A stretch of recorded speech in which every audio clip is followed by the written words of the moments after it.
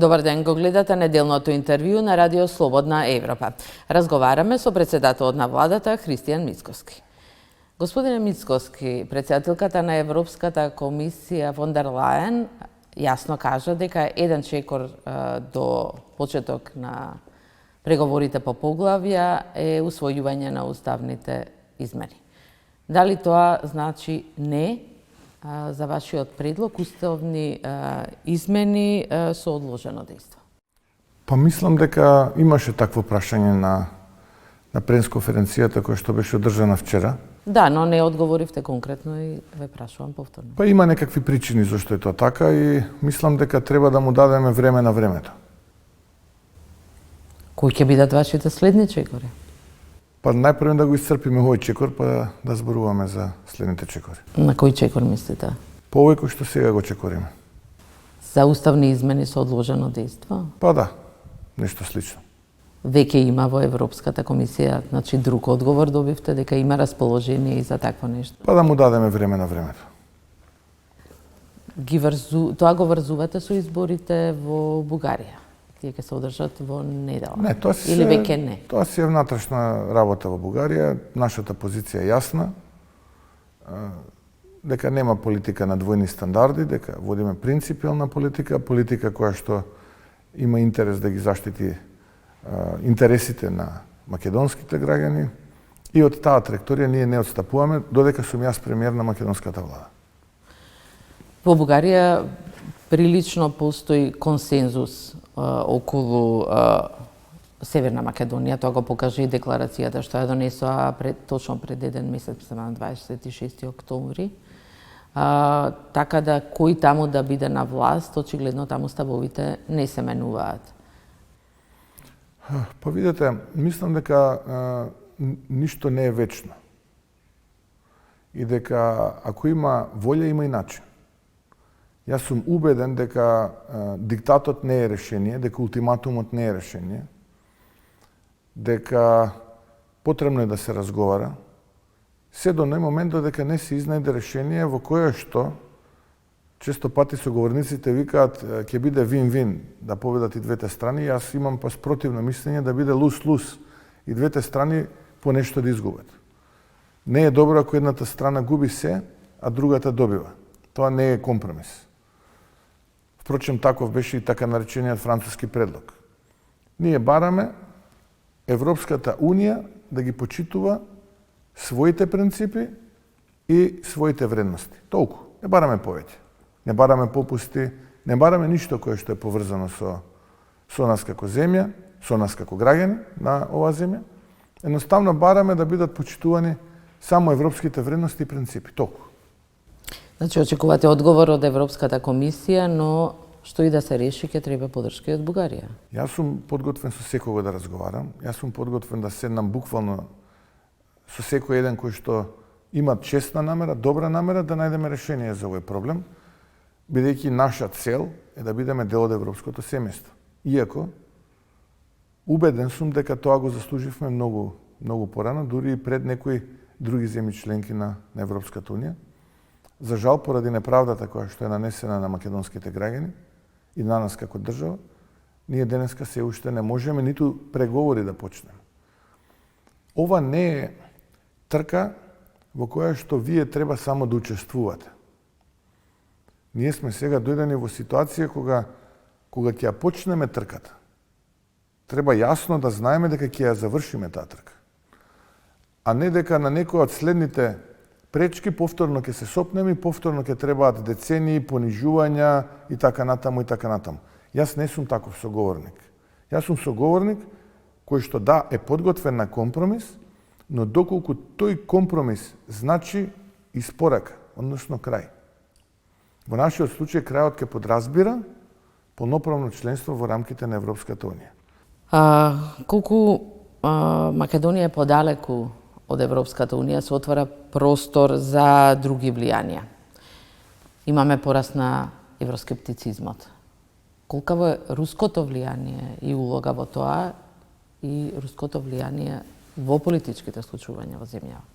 Па не би рекол дека имаме ние руско влијание овде. Мислам дека историски, ако гледаме наназад и ако ги анализираме сите оние историски договори, ќе видите дека никогаш ние не сме биле како народ во врвните приоритети на руската дипломатија. Не зборам само за сега, и да се вратите и 20-тиот, 19-тиот век. Но Северна Македонија е на списокот непријателски земји на Русија. Добро, сега ние сме дел од НАТО алијансата. Ние имаме заедничка одбранбена и надворешна политика со Европската унија. Комплетно сме усогласени, остануваме на таа политика, нема промена ниту милиметар и логично е да бидеме на списокот на такви земји. Не е нелогично, ме разбирате. Но тоа не значи дека тие имаат некакво влијание. Јас повеќе би рекол, влијание имаат политичарите од регионот кои што наместо да гледаат во иднината, не враќаат во средниот век, кога на маса ставаат ултиматуми и диктати. А зборуваме за европски вредности, зборуваме за иднина. Тие поголемо, би рекол, влијание имаат овдека да се создадат чувството дека сме предадени од страна на европските вредности и така натаму. На кои политичари мислите? Па еве, ги споменавте, дел од бугарските политичари се, да речеме, во последно време, тие кои што многу помагаат, затоа што вие не можете да разговарате за иднината ако некој континуирано ве турка назад кон средниот век. А јас би сакал да разговарам за иднината. Спомнав неизвестност е сепак ова што се очекува од Европската унија како ќе се развива. Дали тоа остава простор за алтернативи? Отворање кон други земји, кон други идеи, кон други инвестиции, кон Кина може? Кина е најмалку присутна кај нас во регионот. Јас би рекол дека Кина е повеќе присутна во некои земји членки на Европската унија отколку кај нас. И навистина сум сериозно изненаден со толеранцијата и попустливоста кон тие земји членки на Европската унија, бидејќи да речеме кинески компании се собственици на озбилни објекти како што се пристаништа и слично во земји членки на Европската унија. Градат инфраструктура во земји членки на Европската унија. Кај нас ниту економски, ниту политички имаат било каква активност. Така што дека имаат некое посебно влијание, дека било што ќе направат овде надвор од стратешките интереси и надвор од стратешките партнери, не верувам. Дали постои некоја друга опција? Во овој момент не. Во овој момент не. Европската унија е наша стратешка цел и ние сакаме да ја реализираме таа стратешка цел што е можно порано. Но реализацијата да се темели на достоинствено решение и на основа на принципите и вредностите на таа иста Европска унија.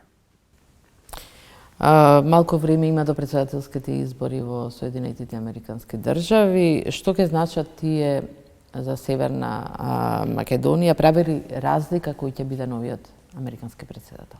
Па тоа е одлука на американските граѓани сега. Јас не би имал... Се разбира, но... Да, не очекувам. Мислам дека стратешки било која опција да биде избрана како претседател на Соединетите Американски држави, ќе го има Балканот ни својата оптика.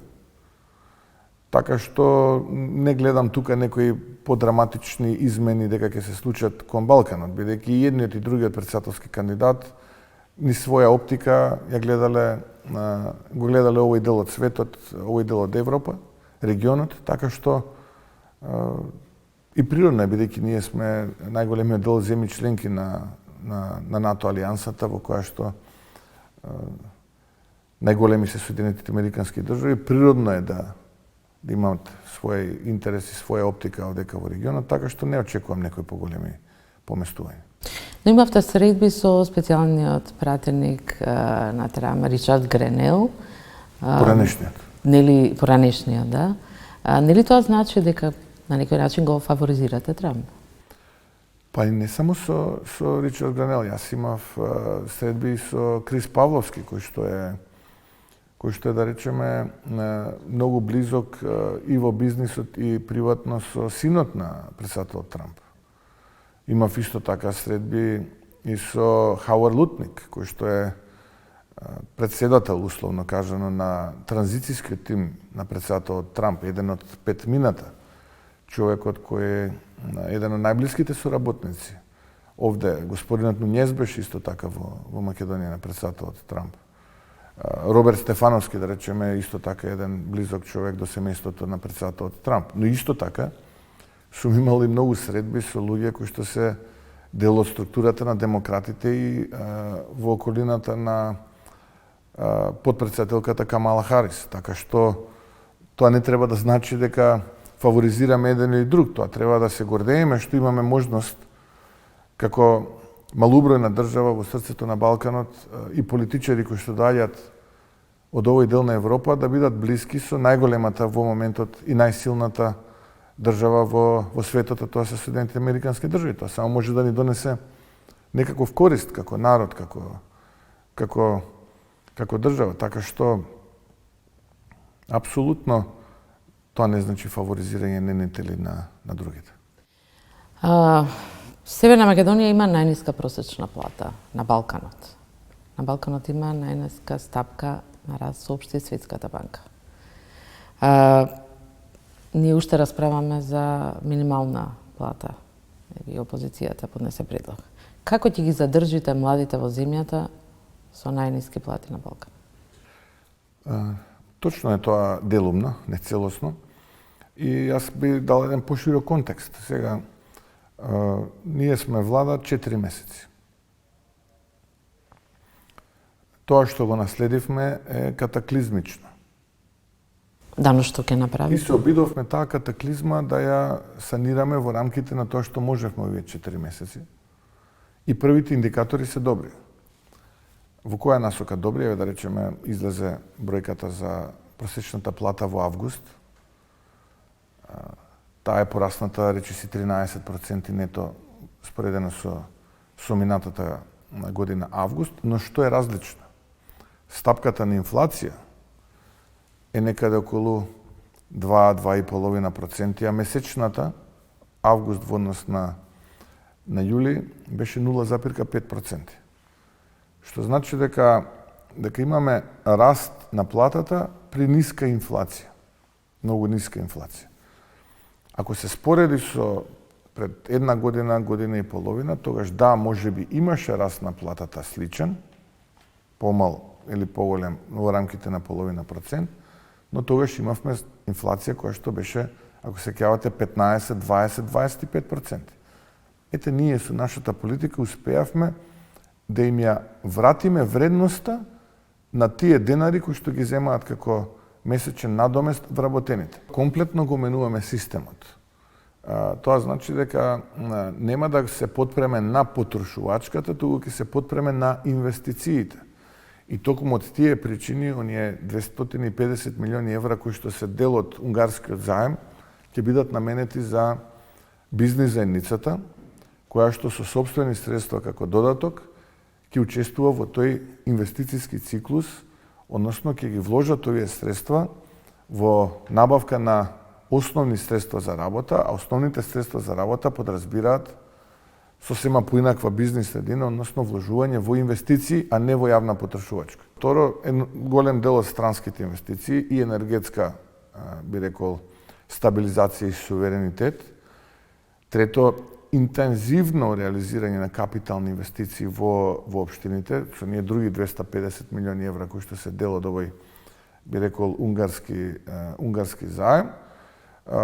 Така што мислам дека во периодот кој што следи драматично ќе биде поинаква состојбата споредено од тоа што беше изминативе 7 години. Успеавме тоа што беше наша цел, можеби во првите 6 месеци и порано, слободниот пат да го сопреме и полека да дојдеме до кота нула, јас би рекол. Не да бидеме во позитива, бидејќи сега сме ние под котата нула. Имавме слободен пат. Да дојдеме до кота нула и полека од кота нула да се креваме нагоре и тоа веќе ќе се чувствува по моите проценки таму некаде вториот квартал следната година, иако и сега можам да кажам дека повеќе немате политички рекетари кои што шетаат по фирми, братучеди, браќа или блиски до некои семејства од поранешната власт, кои што уценуваат политичари. Немате луѓе кои што ви велат 10, 20, 30% ако сакаш ова да ти платам, тоа да ти платам. Еден министер во вашата влада, Николовски, вели нема да се гради пругата кон Бугарија, другиот Муртазани вели ќе се гради, мора, тоа е НАТО интерес. Ќе се гради ли пругата кон Бугарија? Нити едниот, нити другиот така кажал. Треба да сме прецизни кога испраќаме пораки. И едниот и другиот, и јас лично, кажуваме дека пругата коридорот 8, но и брзата пруга коридорот 10 се наш стратешки интерес. Нема поголем приоритет од нас, од тој да го испорачаме нашиот стратешки интерес. Нема поголем приоритет. А тоа значи дека ние како држава природно сме крстосница на овие два коридора 8 и 10. Многу е важно граѓаните да знаат што значи тоа. Коридорот 8 има за цел да го поврзе Црното море од пристаништето Бургас па до Јонското море, пристаништето Драч. Отприлика, ово е тој коридор 8, а коридорот 10 е север-југ, односно Виена, Будимпешта да ги поврзе со пристаништето во Атина. Овие два коридори природно се сечат кај нас и би биле наивни и незрели да немам интерес ова да функционира. Но ние сакаме да функционира. За разлика од коридорот 10, кој што имаме јасна рута, јасен план, јасно обврзување од сите држави, за коридорот 8 ние такво нешто не видовме од страна на Бугарија.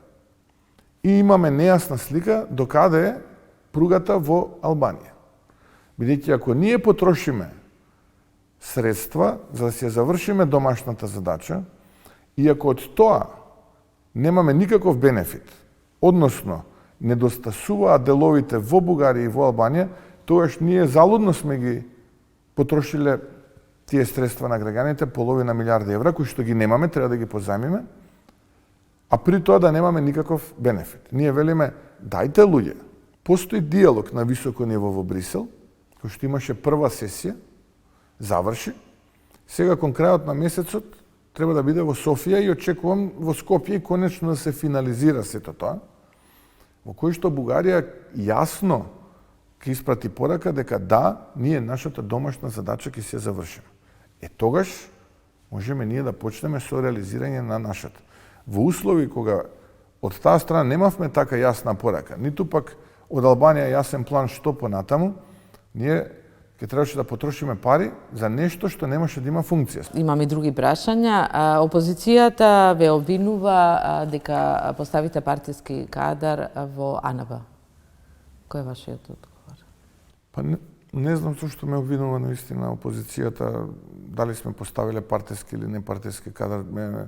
Чудна им е пораката, за мене несфатлива. Ако мислите за новиот директор Бојан Христовски, да, тој беше дел од структурата на ВМРО-ДПМН во минатото, но бидејќи дел од Министерството за внатрешни работи, тој е целосно деполитизиран, департизиран, таков е законот. Луѓето кои што се дел од Министерството за внатрешни работи не може да бидат партиски активни луѓе. И тие си се дел од Министерството за внатрешни работи. Тој како кадар во Агенцијата за национална безбедност доаѓа од кабинетот на министерот за внатрешни работи. Дали се познавал? Да. Дали јас треба да соработувам со луѓе што ги познавам? Да. Бидејќи еве се обидовме со луѓе кои што не ги познаваме, кои што ги наследивме подолго време, немаше резултати. Јас бев избран за председател на владата, јас 2-2,5 месеци не добивав никакви извештаи од страна на тогашниот директор на Агенцијата за национална безбедност. Јас бев премиер на влада со одговорност, а при тоа немав никаква информација зошто утре треба да сносам одговорност, бидејќи никој ништо не ми даваше, не ме брифираше. И сега логично јас да работам со луѓе кои што ги познавам и во кои што имам доверба. Наистина не гледам тука што е нелогично.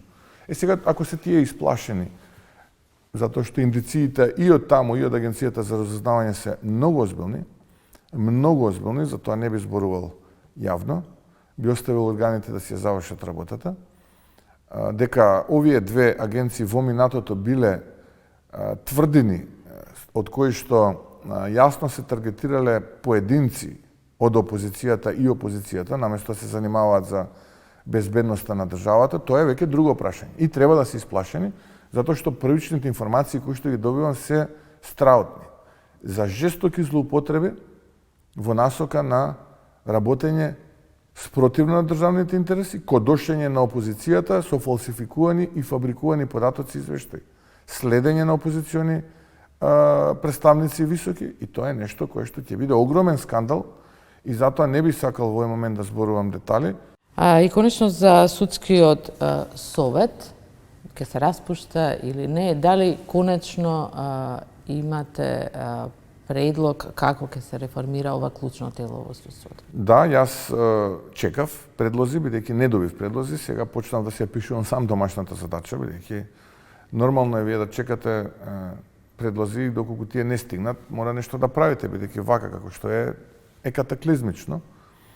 Веќе почнувам со голем дел меѓународни европски експерти да комуницирам, да се консултирам со некои од нив. Веќе во сабота имам договорена средба овдека, ќе допатуваат кај нас и ќе разговараме на оваа тема, бидејќи македонските граѓани очигледно дека се незадоволни како функционираат и обвинителите, но и судиите. Така што после таа средба ќе се знае отприлика тимот кој што би работел и со мене, и со министерот за правда, но и со другите поврзани субјекти, така што ќе видиме. Ви благодарам за интервјуто. Ви благодарам и на вас за можноста. Тоа беше интервјуто со председателот на владата Христијан Мицкоски. Благодарам на вниманието и до гледање.